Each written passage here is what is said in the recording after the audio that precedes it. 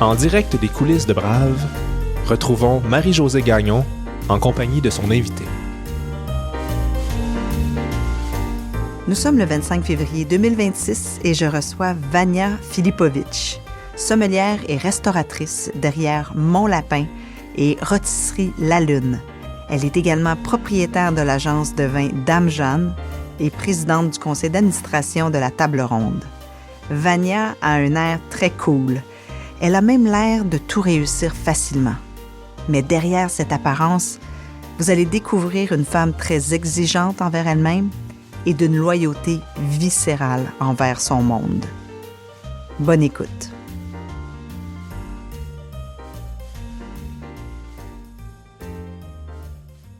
Bonsoir, Vania. Bonsoir. Très contente de te recevoir. Puis là, c'est Montréal en lumière, puis t'as quand même trouvé le temps de venir à Brave. Il y a toujours du temps. On peut toujours en trouver. Mais t'as l'air très cool, toi. Non, mais je suis vraiment impressionnée. C'est ça que je vais essayer de découvrir, comprendre qu'est-ce qu'il y a derrière cette fille cool, parce que tu peux pas devenir la meilleure sommelière en Amérique du Nord, puis, tu sais, à répétition, gagner des prix comme ça sans être extrêmement rigoureuse, disciplinée, travaillante, n'est-ce pas?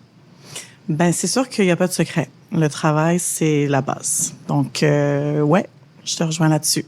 OK. Alors, on va creuser ça, entre autres. Tu es né le dimanche 2 janvier 1983. Et quand je t'ai demandé ta date de naissance, en fait, je t'ai demandé ton année de naissance, toi, tu m'as répondu avec la date et l'heure. 2 janvier 1983 à 17 heures. Fait que pourquoi c'était si important pour toi? Mais c'est important juste parce que c'est drôle. Je veux dire, bien sûr, là, je peux pas dire que j'ai contrôlé ça du tout, mais le fait d'être fille de restaurateur, le fait que mes parents avaient un restaurant magnifique à Saint-Sauveur-des-Monts et que c'était fermé le dimanche et que ma maman prenait toujours au moins le dimanche matin pour un peu se remettre de sa semaine, je trouve ça juste cool comme cadeau de lui faire dès ma naissance, d'être née à cette heure-là, ce jour-là, tout simplement. Très chouette. Ton père, c'est un chef. Ta mère, sommelière et directrice de salle. Ils ont eu plusieurs restaurants dans le nord de Montréal, après à Saint-Sauveur, puis au Vermont. C'était comment de vivre dans cette réalité-là pour une enfant? C'était super. Et c'est drôle parce que j'entends souvent des gens, justement, me poser ce genre de questions, me dire « Oh, t'as dû avoir une enfance, ça a dû être dur, tes parents, nanana. » Mais en fait, c'est complètement l'inverse. Donc, le restaurant à Saint-Sauveur, donc j'ai déménagé là, j'avais 3 ans, donc on va dire c'est la première fois que j'ai des souvenirs.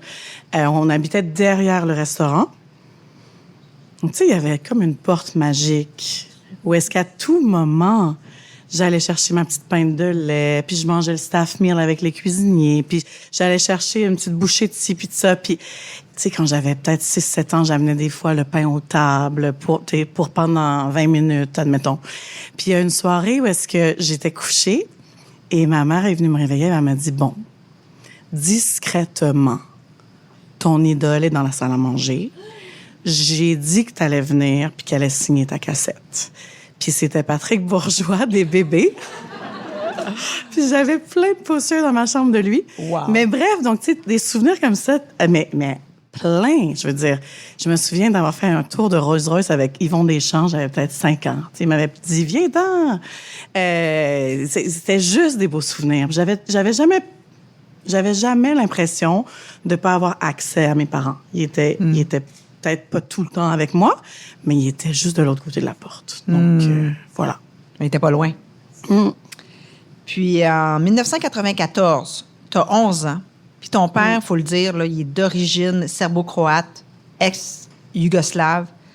Il a des souvenirs traumatiques de sa vie là-bas et de la politique. Il y a une peur bleue du référendum sur la souveraineté qui s'en vient. Et il vous amène à vivre au Vermont. Comment tu as vécu ce déracinement? Ouais, c'est drôle. Je me souviens plus exactement de chaque détail, mais je me souviens qu'on a déménagé une journée avant que l'école commence. On avait essayé là, d'écouter Sesame Street à tous les jours pour apprendre l'anglais, mais tu sais, bon, on parlait pas anglais encore, vraiment, moi et ma jeune sœur.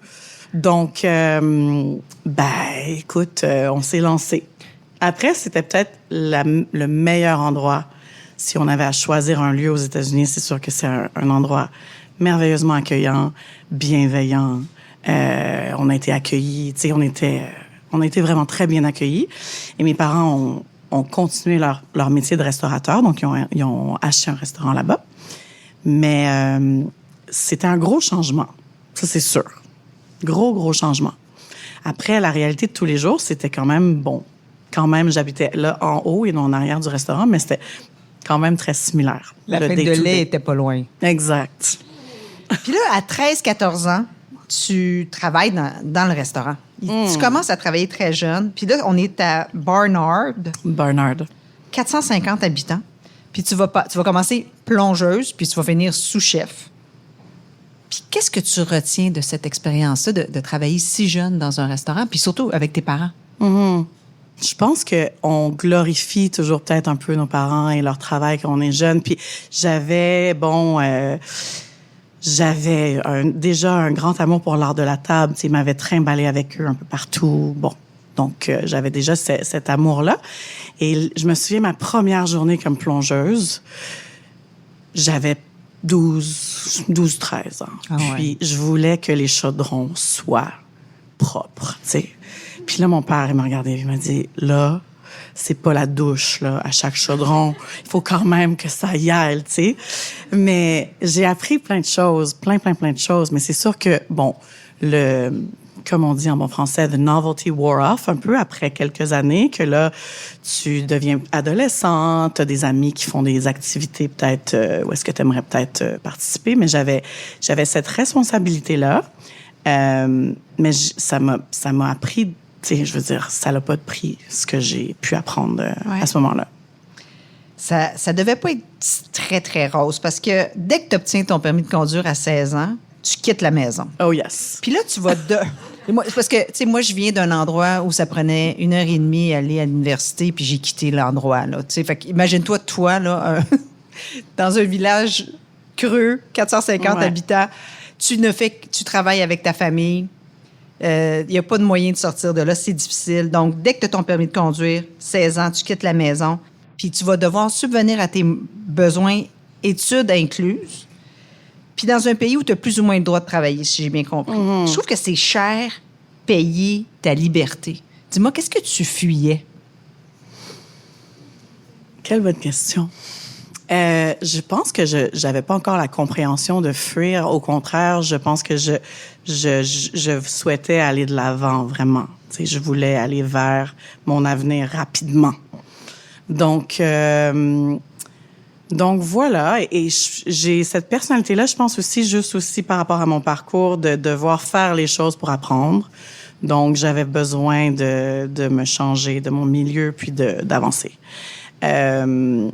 C'est sûr que, tu sais, de travailler comme ça, étroitement en famille, dans un petit village, bon, à un moment donné, j'avais besoin de changer, de tourner la page.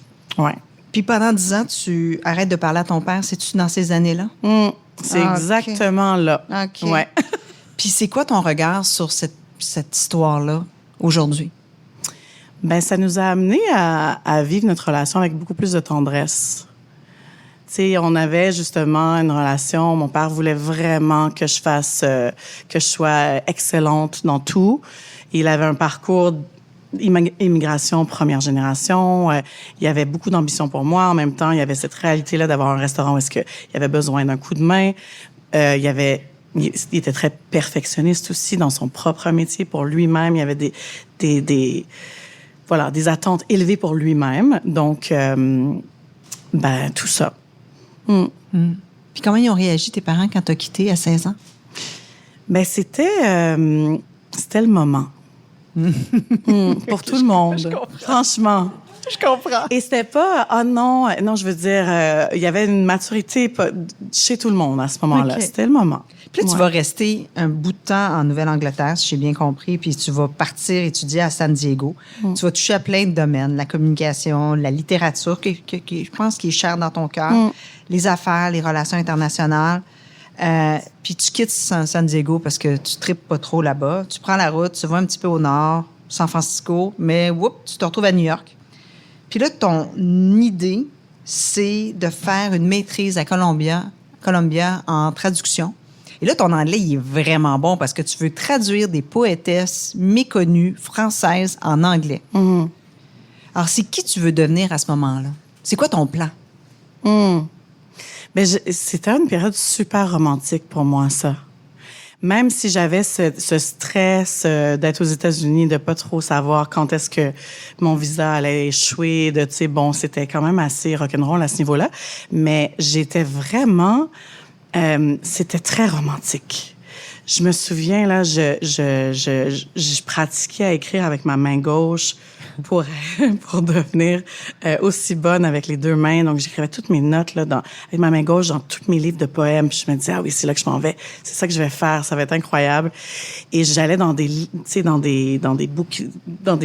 bookshops où est-ce que je passais la journée. Ils devaient genre me kick out à la fin de la journée. J'avais des livres partout par terre. Puis je fouillais partout. Bref, j'aimais vraiment cette idée. Mais éventuellement, j'ai compris aussi que avec le parcours que j'avais eu, j'avais un grand besoin de connecter avec des gens. Donc, d'être chez moi avec mes livres, tu sais, bon, il y a un côté... j'avais mes amis là, littéraires qui ne sont plus avec nous aujourd'hui, mais j'avais besoin quand même une petite connexion humaine. Puis là, tu reviens à Montréal temporairement parce que tu veux vraiment faire cette maîtrise-là. Tu reviens à cause d'une question de visa. Ouais. Puis tu vas rester finalement plus longtemps. T'as en fait un coup de cœur. Puis je veux savoir, qu'est-ce que tu as retrouvé à Montréal que tu ne trouvais pas aux États-Unis? Ben, c'est vraiment le moment où j'ai eu la liberté. C'est vraiment le moment où j'ai senti que j'étais chez moi quand je suis revenue. Donc, en fait, je suis revenue au Québec, mais j'avais jamais vraiment habité à Montréal avant. Donc, ça, c'était une première pour moi. Et c'est là où j'ai compris qu'en fait, de pouvoir, justement, liberté politique, liberté, à plein de niveaux, liberté de poursuivre tous les rêves que je voulais. Donc, ouais, finalement, je suis restée jusqu'à maintenant. T'es jamais retournée. Puis tu vas faire ton CV une seule fois. Tu vas travailler chez Prima Donna sur le boulevard Saint-Laurent, pour ceux qui se souviennent de la belle époque du boulevard Saint-Laurent entre Sherbrooke et Prince-Arthur. Exact. On entendait le bruit dehors. Ouais. Rosalie, Bronte, puis tu vas devenir coloc avec Alison Cunningham, qui est importante dans l'histoire. Et elle va te parler de Joe Beef, parce qu'elle fait partie de l'équipe des fondateurs de Joe Beef. Puis elle te dit, veux-tu être fondatrice? Puis tu dis non. Puis après, tu dis oui. Ben, fondatrice, c'est pas exactement ça, dans le sens... L'équipe fondatrice. Voilà, dans l'équipe du départ, 5. on va dire, oui. L'équipe du départ. T'es pas propriétaire. Non. Mais c'est l'équipe du départ quand même. J'ai 23 ans. Hein. Ah oui, t'as 23 ans. Puis, tu sais, c'est vraiment ta première vraie expérience dans un restaurant où tu vas être vraiment là, les deux mains dedans. Là. Et pourquoi t'as changé d'idée? Qu'est-ce qui s'est passé entre le non et le oui? Bonne question, mais en fait... je pensais que je quittais Montréal. Tu sais, je voulais pas m'investir dans rien au début. Et éventuellement, je détestais le nom Joe Beef. Quand ils m'ont dit ça va s'appeler Joe Beef, j'ai dit mais non, c'est sûr que faut qu'on change ça là, ça n'a pas rapport. Qu'est-ce que t'aimais pas dans Joe Beef? Je fais c'est justement très masculin, mais après l'histoire m'a conquis. Donc, j'ai accepté. C'était, encore une fois, très romantique. C'était un tout petit lieu. C'était dans un quartier que j'avais jamais été là de ma vie. Et c'était très intime, hein, avec les 3 fondateurs. Il y avait 2-3 autres employés, moi inclus. Donc, c'était très embryonnaire. On était un peu dans l'inconnu. Ouais. Puis là, tu vas vivre une expérience extraordinaire. Qu'est-ce que tu avais l'impression de vivre, justement? Est-ce que c'était une famille? C'était un chef-d'œuvre? C'était un chaos? C'était quoi? que tu étais en train de vivre? C'était l'épicentre pour moi à ce moment-là de la création. C'était ça.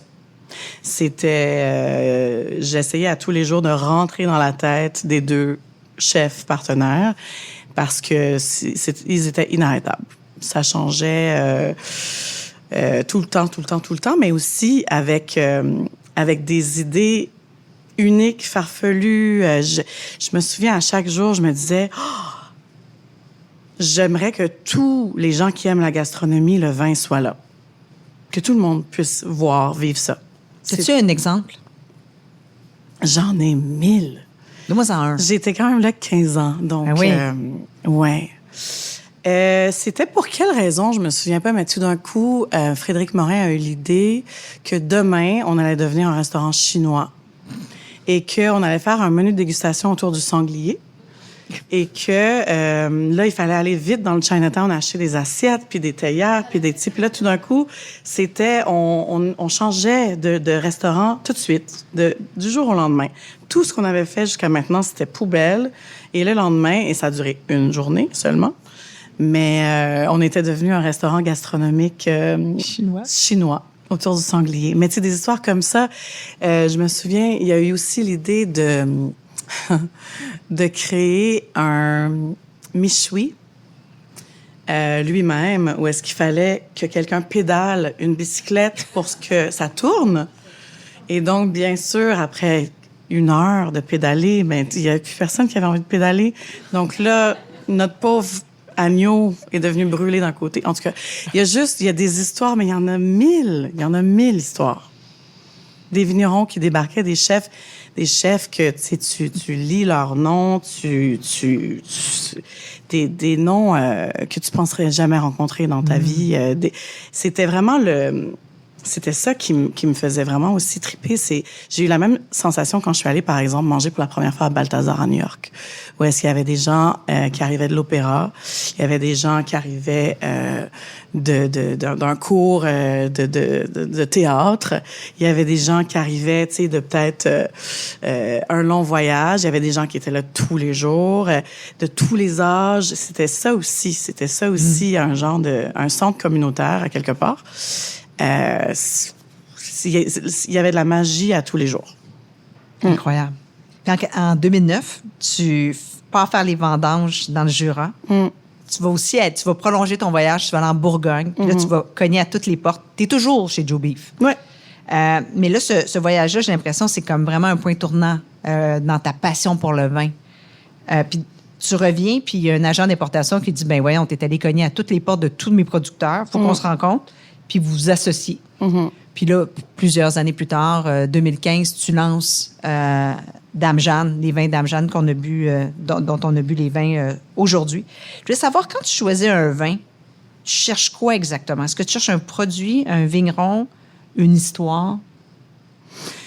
Ouais, ben c'est une grosse question.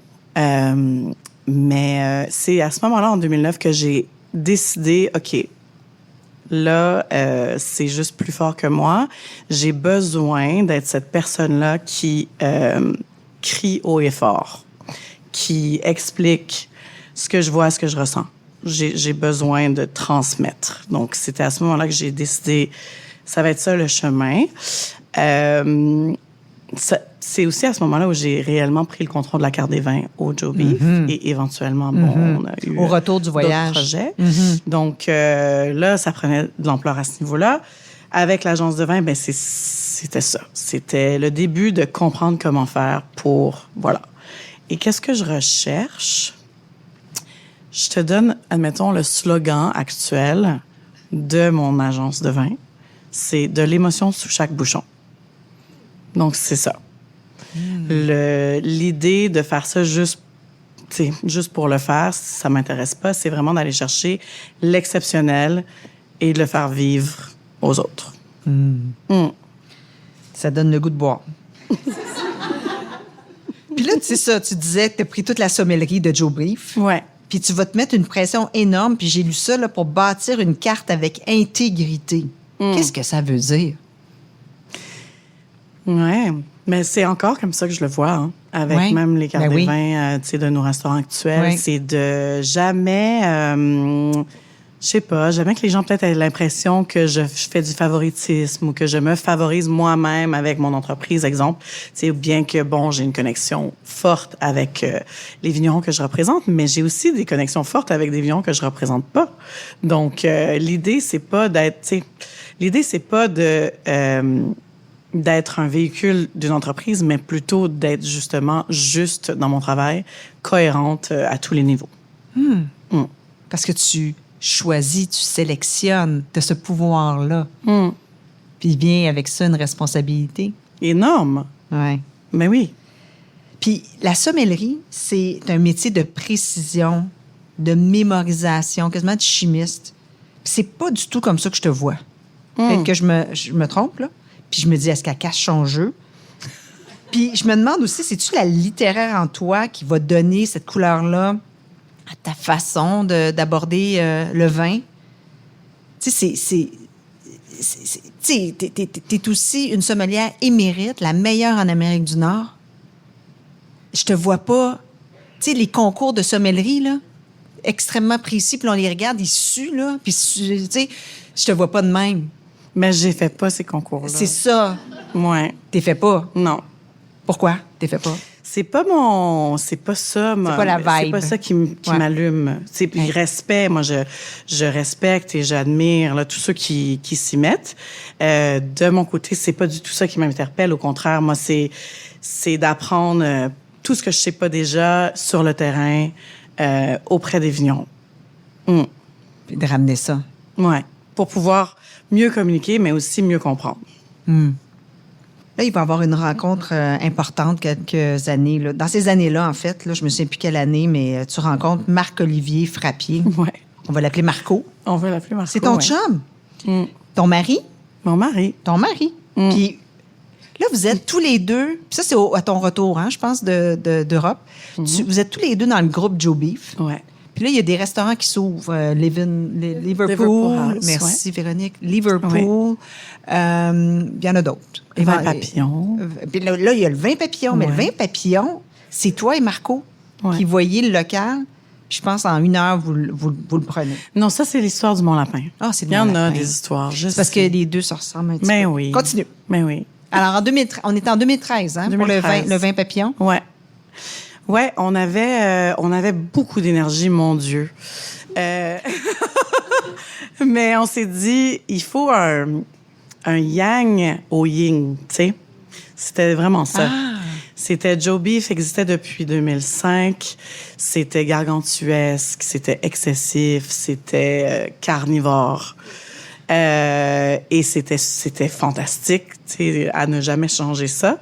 Mais avec le vin papillon, on voulait faire quelque chose de plus végétal, de plus, pour ne pas dire féminin peut-être, de plus exploratoire aussi côté vin, de plus risqué peut-être. Ouais.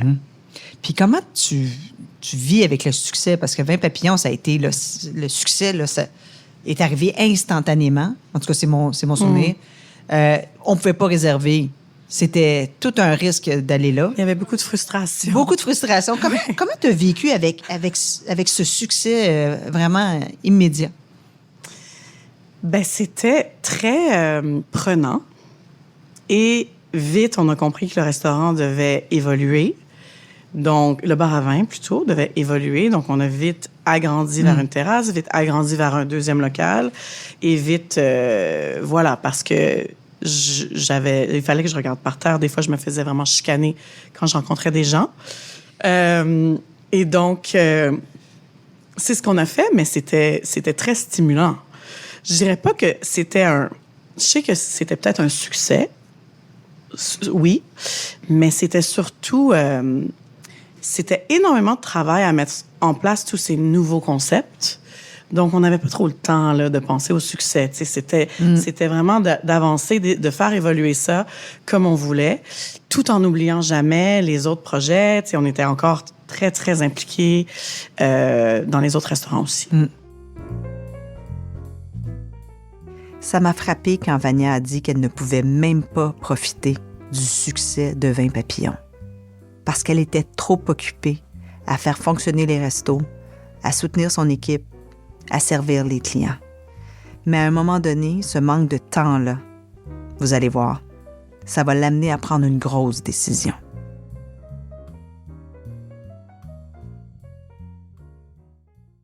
Puis à 36 ans, là, tu te sens étiré à l'extrême. Mm-hmm. Là, vous avez justement ouvert Mont-Lapin dans la petite Italie. Vous avez 4 restaurants dans la petite Bourgogne. Tu fais partie de ce groupe-là. Tu es copropriétaire Du Vin Papillon. puis du Et Mont-Lapin. du Mont-Lapin. Exact. Mais à 36 ans, tu es avec Marco en Italie, puis je pense que vous prenez une décision. Tu me ramener à ce moment-là, puis me dire qu'est-ce que tu dois couper, puis quel genre de courage ça te prend? Parce que ça fait 15 ans, là, tu es avec eux. Mais c'était 15 merveilleuses années. C'était, comme j'ai dit, là, des souvenirs, tu sais, pour le restant de mes jours à la pelletée. Donc, pas mais. Et je me sens que c'est le maximum que je peux faire. Et donc, j'ai 36 ans, je me dis, bon, je suis épanouie, mais je peux pas prendre une autre affaire. Tu sais, je t'aurais dit non, admettons, ce soir. Donc, je me suis dit... Tu dirigerais pas la table ronde. Non. Ouais. Donc, je me suis dit, je suis quand même, on va dire, encore au début de ma carrière, ou au milieu, début-milieu. J'aimerais ça faire plein d'autres choses. J'ai plein d'autres idées. Donc, il faut faire un choix. Puis comment tu l'as annoncé? Comment tu t'es senti quand tu l'as annoncé? Comment ça s'est passé, tout ça? Bien, ça s'est quand même bien passé parce qu'on avait une proximité, tu sais, on était quand même, on travaillait étroitement ensemble depuis longtemps. Donc, il y avait une grande compréhension, tu sais. On m'a même dit, je pense, je sais plus qui dans les 3 m'a dit, je pensais que tu allais nous l'annoncer l'année dernière. OK. Il sentait. Ouais. Mais parce que c'était énormément de, tu sais, c'était beaucoup, là. Donc, on était vaillants, on donnait tout ce qu'on avait à tous les jours, mais bon, voilà. On avait aussi peut-être, j'avais un sentiment que je faisais pas si bien mon travail. Parce que j'avais beaucoup de choses sur les épaules. Éparpillée. Donc, je me sentais jamais à la fin de la journée si satisfaite. Mm-hmm. Il y avait aussi vraiment ça. Puis, je pense que derrière la fille cool, il y a une perfectionniste. Peut-être. Peut-être, hein? Donc, Marco et toi, vous aviez ouvert en 2018 Mont-Lapin. Et dans le groupe Joe Beef, ils ont dit, ben ça vous tente de le garder. C'est comme ça que ça s'est passé. Ben, c'était une idée. Je pense les deux, on avait la même idée. On l'a proposé. Ils ont dit oui, on allait vous le proposer. Vous gardez la petite Bourgogne. Nous, on va prendre la petite Italie. Voilà. OK. Les 2 marchés. Une histoire des 2 marchés. Oui. Puis, il y a la COVID qui va arriver. Très peu de temps après. Ouais. Très peu de temps après. Puis, tu sais, tu as pris un local, hein? Là, la même idée, là. Tu as grandi, je comprends bien. Puis, si j'ai bien compris aussi, tu as presque fait faillite. Oui, mais je pense que pendant la COVID, tout le monde a presque fait faillite. Oui. Tu sais, nous, on venait de se lancer là-dedans. C'était la première fois de moi que j'avais fait une acquisition à ce moment-là. Donc, tu sais, bon, avec tout ce qui vient avec. Et puis, oui, 2 mois plus tard, COVID. Ah oui. Puis comment tu réussis à te tenir debout quand tout ce que tu as bâti, tout ce qui te reste, en fait, est sur le point de tomber, de s'écrouler? Mais je pense que c'est là que je suis pas pire. Je pense que c'est dans ces moments-là que ça vient vraiment me chercher. Tu sais, là, on s'est même pas vraiment parlé, on a juste fait. On s'est dit, il faut juste, c'est un instinct de survie peut-être. Qu'est-ce que vous avez fait? On a transformé le restaurant 1000 fois. On a fait des événements, on a fait énormément de pour emporter ce genre de trucs-là. C'était quand même agréable. J'ai encore une fois appris plein de choses. Et j'ai eu beaucoup de temps pour faire plein d'autres projets. Notamment, ça faisait 2 ans que je me faisais comme un peu gratouiller par un ami américain qui avait un projet de club de vin, qui voulait peut-être que je l'aide. En tout cas, bref, je disais tout le temps, j'ai vraiment pas le temps à cause. Bon. Et là, j'avais le temps. Et j'ai dit, ben, tu sais quoi, oui, je vais t'aider. Et à ce moment-là, avec lui, on a eu un contrat pour faire de la consultation avec la compagnie Patagonia, qui voulait lancer un projet de vin. Et donc, tout d'un coup, pendant la pandémie, j'étais à mon bureau, seule, confinée, si on veut, et j'avais des appels avec, tu sais, Yvon Chouinard. Puis on parlait de la vie, puis des valeurs et en fait, c'est une période qui m'a énormément nourrie et dans laquelle j'ai évolué à plein de façons, mais bon, de manière complètement inattendue. Qu'est-ce que vous avez créé avec Yvon Chouinard? On a créé un programme de vin pour leur compagnie qui s'appelle Patagonia Provision, qui est comme un peu un side project de leur compagnie de vêtements, qui a été créé parce qu'Yvon Chouinard, qui a voyagé le monde entier avec son escalade, à aller à la pêche et tout ça, il a découvert des produits alimentaires qui lui ont vraiment parlé et il a voulu partager ça. Donc, c'est un monsieur juste exceptionnel. Je sais pas si vous avez lu Let My People Go Surfing, mais bon, bref, grande inspiration. Très philanthrope aussi. Donc, il a aussi été très philanthrope par rapport à l'alimentation. Il a aidé à mettre en place plein de projets, pilotes, bref, incroyable. Tellement une belle expérience. Marco, on va en parler un petit peu. Il est hyper actif, il est drôle, il est extrêmement généreux, puis vous travaillez ensemble depuis 15 ans. C'est quoi votre secret pour que ça tienne autant dans la vie que dans les affaires? Ben, on était très amis avant d'être amoureux. Pendant longtemps, pendant peut-être, je sais pas, 2-3 ans, avec un grand respect professionnel. Donc, une admiration même, je dirais, pour le travail de l'autre. J'irais jusque-là. Donc, à ce niveau-là, professionnellement, ça va super bien. Je veux dire, on avait déjà compris comment œuvrer ensemble à ce niveau-là.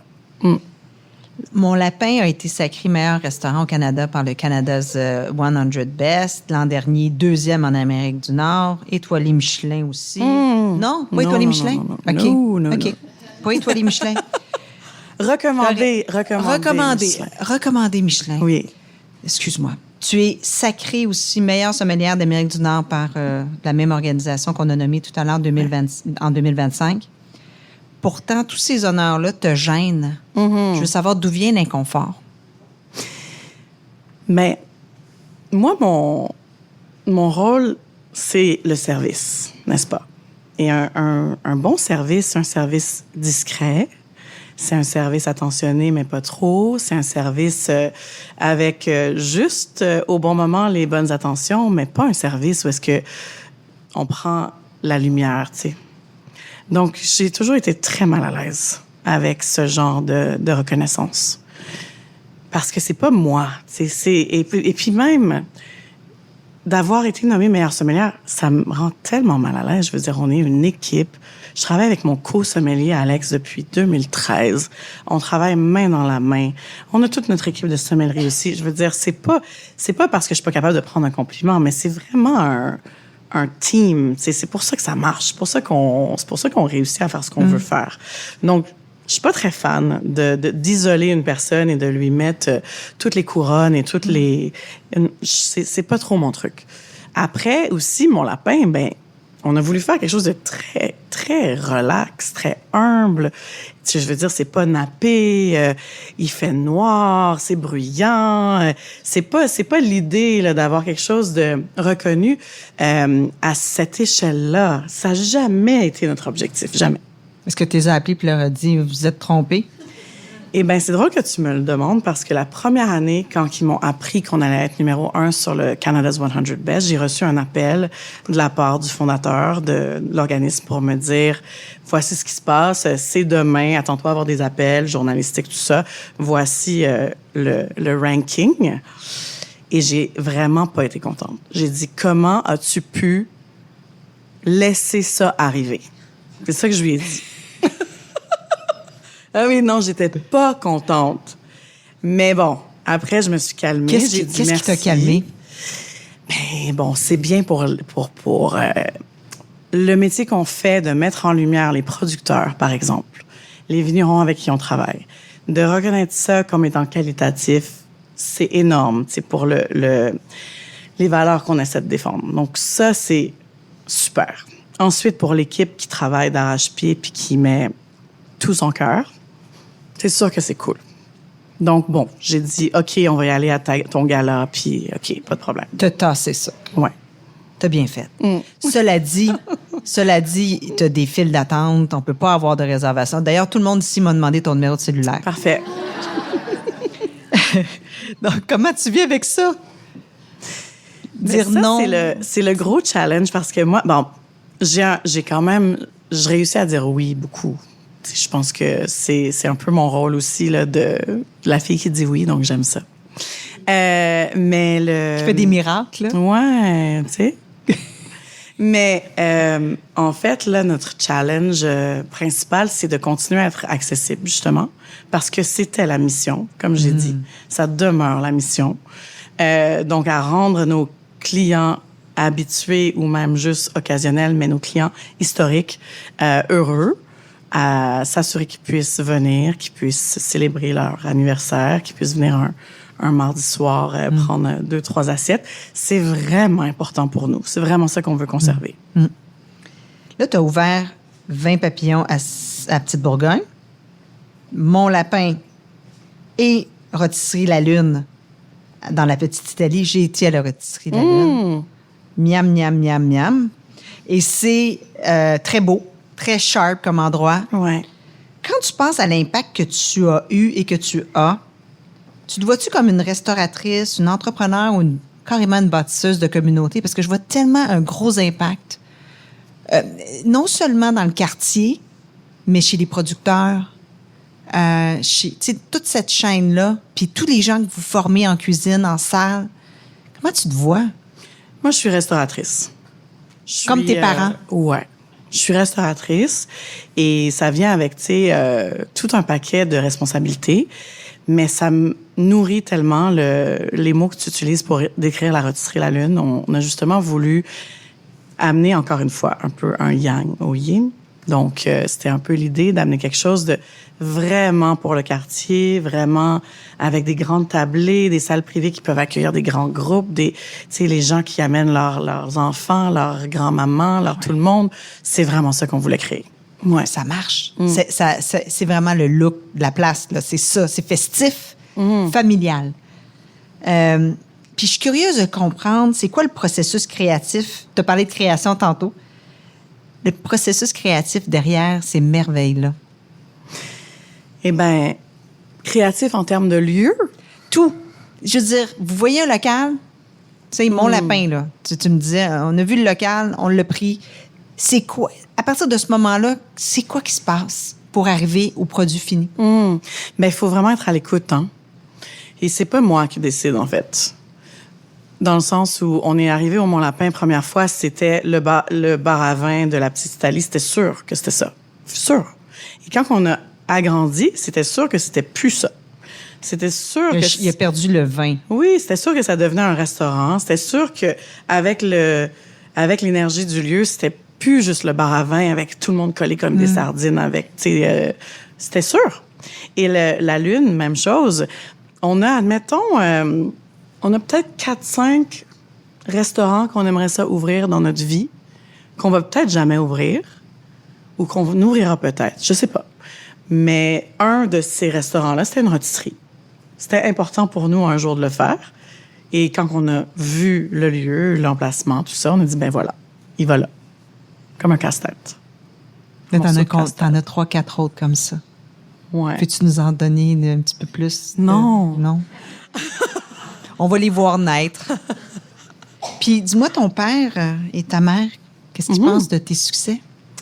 Ben, je pense que ça les réjouit beaucoup. C'est sûr qu'ils ont une grande compréhension de la vie que je mène. Donc, des fois, même pas besoin de parler. Tu sais, ils ont vraiment cette sensibilité-là. Non, je pense qu'ils sont contents. Écoute, ils ont l'air émus par tout ça, donc c'est cool. Ils sont revenus au Québec? Oui, on est tous revenus un peu en même temps, là, dans le début des années 2000, tout le monde dans la famille. Ouais. Je suis contente que le temps qu'elle a retrouvé lui a permis de s'impliquer auprès de la table ronde. dont on va maintenant parler.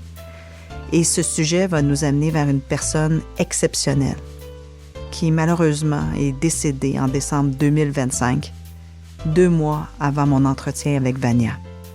Debbie Zakaïb était non seulement directrice générale de la Table Ronde, elle était mon amie. C'était important pour moi et pour Vania de parler de Debbie, même si ça fait encore mal, parce qu'on tient à la remercier du fond du cœur et à l'honorer pour tout ce qu'elle a fait pour la gastronomie québécoise.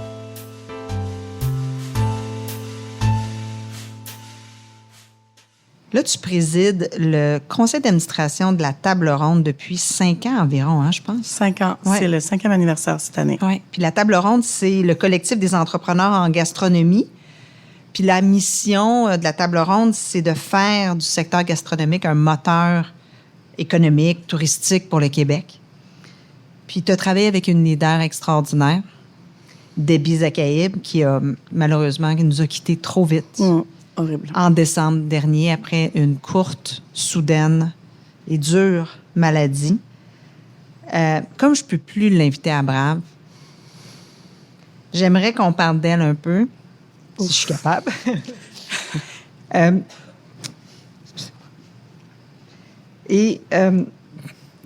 c'est pas facile. Et de son immense contribution au monde gastronomique québécois. Pour toi, c'était qui Debbie? Puis qu'est-ce que tu retiens d'elle? Ouh.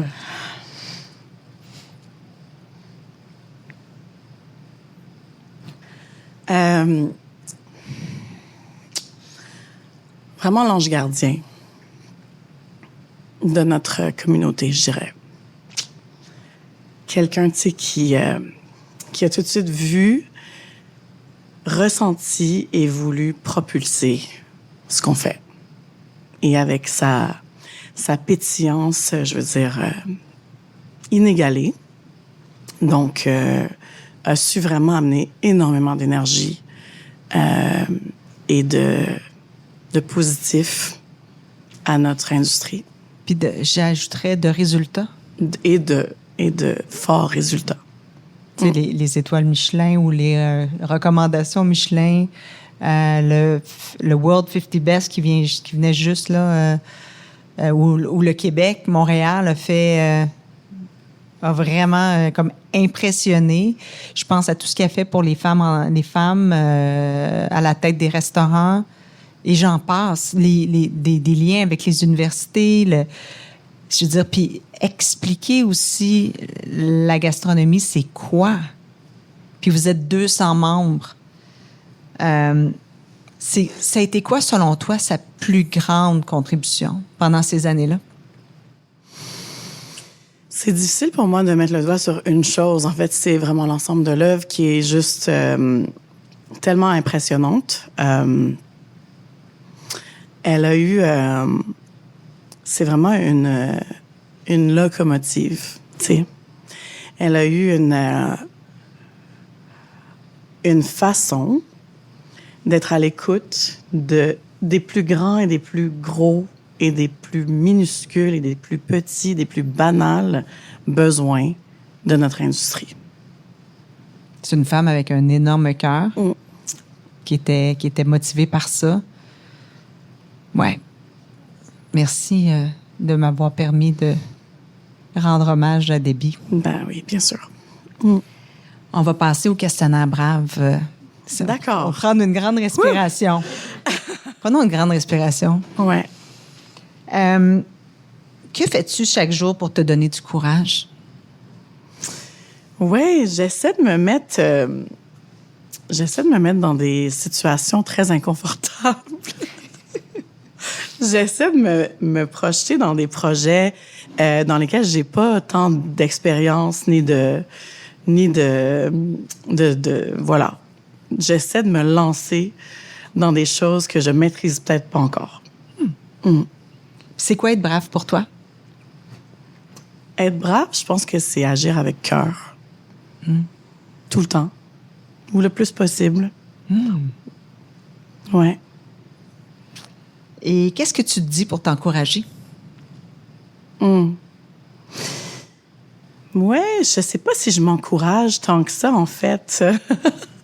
Quand j'ai vu la question, je me suis dit, je devrais peut-être m'encourager plus souvent. Mais il y a des moments où j'ai eu besoin d'encouragement. Tu sais, justement, les moments qu'on parlait pendant la pandémie, ces moments-là, pendant, quand on perd des êtres chers, des trucs comme ça, c'est sûr que on a besoin d'encouragement. Mais je pense que je me sens vraiment, vraiment sur mon X. Je me sens à la bonne place. J'adore ce que je fais de A à Z, que ce soit dans le vin, que ce soit dans les restaurants, que ce soit dans la communauté. Donc, ça m'encourage en soi. Puis à quel moment de ta vie n'as-tu pas été brave? Ouais, mais je pense que parfois, j'ai peut-être pas pris la parole quand il fallait. Je pense que des fois, surtout en tant que femme peut-être, on est des fois mis dans des situations où est-ce que il y a que ce soit très anodin, tu sais, mais des commentaires complètement épouvantables ou des situations juste de grands inconforts ou d'injustice ou et j'essaie à chaque fois de vraiment prendre parole et de défendre mes valeurs, mais il y a peut-être des fois que j'ai laissé les choses aller et que je me suis pas exprimée. Est-ce que c'est fréquent dans le milieu de la restauration?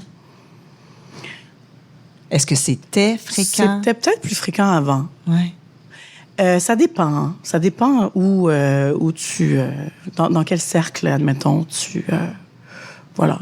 Qui tu côtoies, peut-être. Quelle gang. Mais tu sais, on travaille, je veux dire, c'est même pas juste dans la restauration. On travaille, il y a de l'alcool, il est tard. Je veux dire, ça peut vite devenir un peu chaud, là. Donc, voilà. Je dirais que, tu sais, des fois, il y a des fois des situations où quand je regarde dans le passé, je me dis, j'aurais peut-être dû. Ouais. Et quelle personne incarne le mieux le courage, à ton avis? Moi, je trouve que la prochaine génération fait preuve d'énormément de courage. J'ai beaucoup d'associés qui ont des enfants ou d'employés qui ont des enfants et mon Dieu que c'est pas simple aujourd'hui, je pense, à avoir de la confiance et je les trouve très courageux. Et justement, on essaie d'embaucher beaucoup de jeunes chez nous, donc chaque employé qu'on forme, qu'on accueille, je les trouve très courageux. T'en prends soin? J'essaie. Justement, qu'est-ce que tu as envie de leur dire pour les encourager?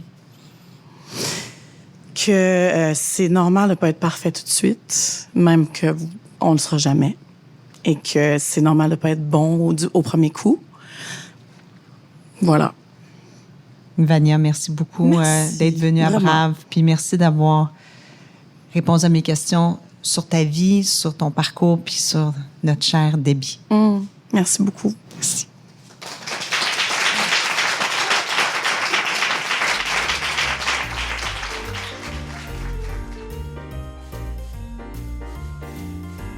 Ce que je retiens de Vania, c'est son intuition, sa capacité de sentir quand c'est le temps de continuer, quand c'est le temps d'arrêter, quand c'est le temps de faire autrement. Elle a une façon très personnelle de créer, loin du stress et du contrôle. Elle écoute, comme une œuvre qui se crée quand tu respectes l'énergie d'un lieu, des gens. Vania nous a aussi rappelé quelque chose d'essentiel. Être brave, c'est agir avec son cœur. C'est tellement ça. Merci d'avoir été là, cher Brave, et à très bientôt.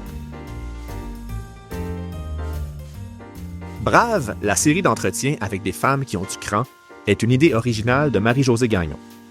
Rejoignez-nous sur notre site web à braveinspiration.com, de même que sur les médias sociaux. Si vous avez aimé ce balado, osez le partager. Merci de nous écouter.